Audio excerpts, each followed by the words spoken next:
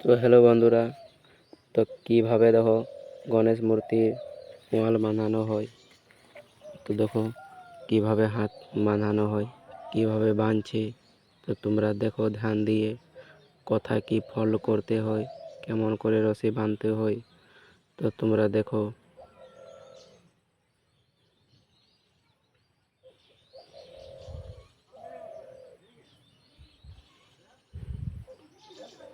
আর দেখো কোথায় পোয়াল ঢুকাইলো আর কিভাবে বাঁধছে, কোথায় ফল করবে। তোমরা ধ্যান দিয়ে দেখো, যদি শিখবার আছে তো তো কিভাবে হাত তৈরি করছে, তোমরা লাস্ট তক দেখো।